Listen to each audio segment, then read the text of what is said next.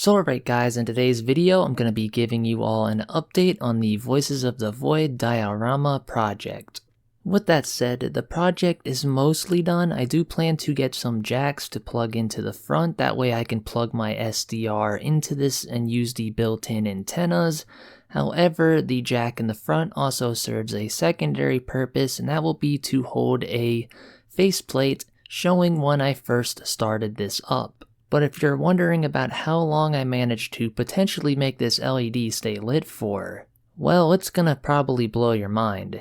With that said, when I did the math, I could hardly believe the numbers I am actually seeing. So with a 19,000 milliamp D-cell battery and a current draw of 0.096297 microamps, this thing could potentially run for 20 years. Well, if I were to subtract possible battery age and some other various environmental factors, I'm probably going to say around 10 to 12 years, give or take. I also wanted to make this very easy to potentially service because it's kind of a pain to open, so I tried my best to make it user fixable if something like the transistor ever burned out or the capacitor, but since we're using such little current and voltage, I don't think those are ever going to be a failure point when it comes to this little diorama that I put together. But with that said, there were some issues getting this all assembled and put in the lantern. First of all, it had these little locking tabs. The locking tabs were meant to hold what was in the lantern from spinning. However, when I did the measurements with the platform upside down, you'd think it'd be symmetrical, the same on the other side. However, when I flipped the base back over, put my model on, the notches didn't line up. This caused the model to lock in kind of sideways. So when I put the lantern together, I had to push it up, then spin the model to get it straight again. And I guess during the process of me getting the lantern in there, or perhaps this shuffling, it popped the lid up a little bit on the dish, so it's kind of angled. To be honest, I don't really notice, and it kind of looks like a design choice in a weird way, so I'm not going to be bothered to go in there and fix that.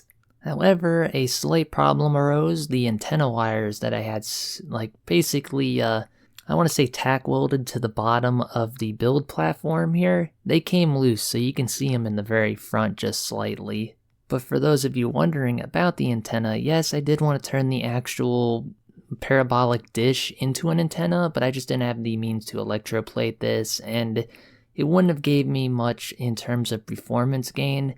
So I just did the good old route or method of just wrapping a wire under the base, making sure to give it plenty of room, and that should be just enough to, do some airplane tracking, tune into FM frequencies or radios. Now, it's not going to be the most extraordinary thing. I won't be able to pull images from satellites with this kind of setup. If I wanted to do that, I'd have to build a whole bigger dish. But for just doing basic things, this is going to be fairly cool, and I will get a kick out of using this thing every day. But yeah, I tried my best to archive the build process, and it's a little bit sketch. I measured some things wrong, like the lid snap. It didn't work, so I had to glue a bigger piece onto that.